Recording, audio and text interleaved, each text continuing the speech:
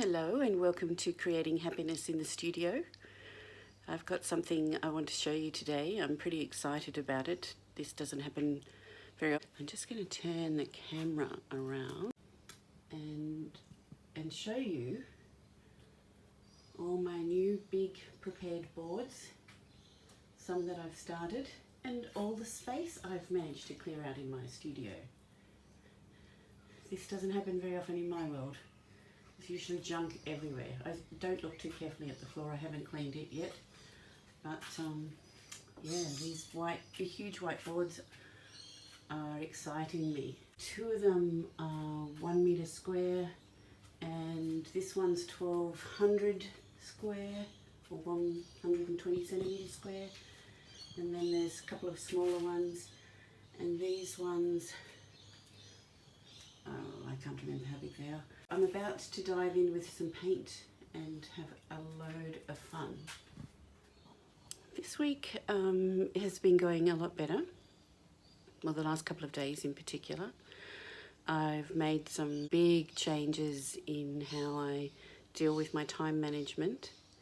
And I read something that I wanted to share with you too. I'm going to read it to you. I wondered if, well, a few people commented after last week saying that they had time issues too.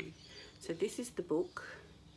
Don't read this book, Time Management for Creative People by Donald Roos, R-O-O-S.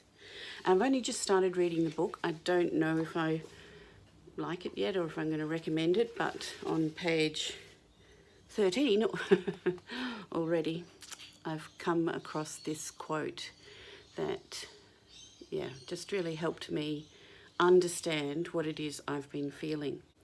So he's talking about to-do lists. He says, your to-do list will then soon turn into a frustration list. The Zeigarnik effect. And this is a quote. It seems to be human nature to finish what we start, and if it is not finished, we experience dissonance, wrote the Russian psychologist Bloom Zeigarnik. And then the author goes on. As long as we haven't yet completed a task, we continue to walk around with an unsatisfied feeling.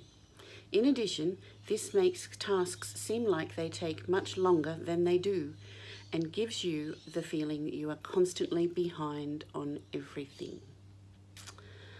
Yes, well, the two things that resonated with me there were the use of the term dissonance, because, yeah, it's dissonance that I've been feeling. It's not right, but you know, it's not majorly wrong either. So it's, yeah, dissonance. By not finishing tasks, we walk around with a dissatisfied feeling. That's what I've been doing. I'd let getting up early slide, but as of the last couple of days, I'm back to getting up early, and soon daylight saving will start, and that'll make it even easier. If I get up early and work for 3 hours on what I really want to do that day first before anything else, the rest of the day I feel like, you know, I can relax and just do the other things. They don't seem like work or tasks. After that lump of deep work, as they call it, I've never really liked that term, deep work. I'm going to think about that, what term I think would be better. Maybe true work? Anyway, whatever that dissonance is reacting to, that's the work that I've been doing. And already, it's like I've gone on holidays. After 9 o'clock in the morning, it feels like I'm on holidays.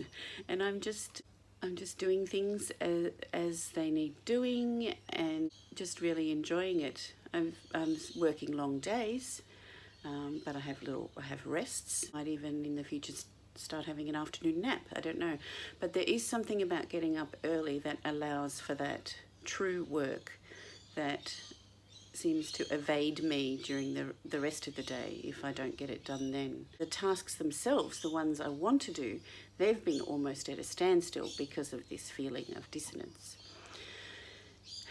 Enough. Let's talk about art. That's always a lot better, isn't it? Well, there's actually a lot of work in prepping these boards. Each board has 4 or 5 coats of sealer and gesso, and that's not to mention all the sanding and checking everything. So there's a lot of work goes into just preparing to paint. Ones over here that I've started, you've seen bits of them in the past couple of weeks. I find it really interesting, this one that I put the grid on. I didn't plan on leaving the grid there, but I wanted bits of it to show through subsequent layers.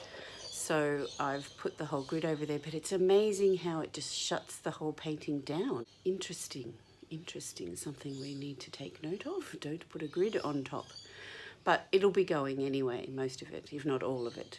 This one, I haven't done anything for a while. And that's because I fell in love with it and then learned to hate it. So I'm not very happy with it. So what I need to do is just go in and be bold and cover it up and move on. Get other things happening that I do like.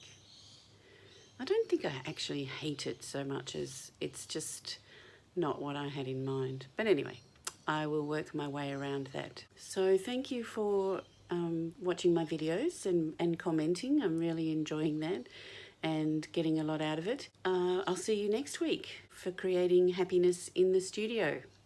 Bye. Have a great week. Create some happiness.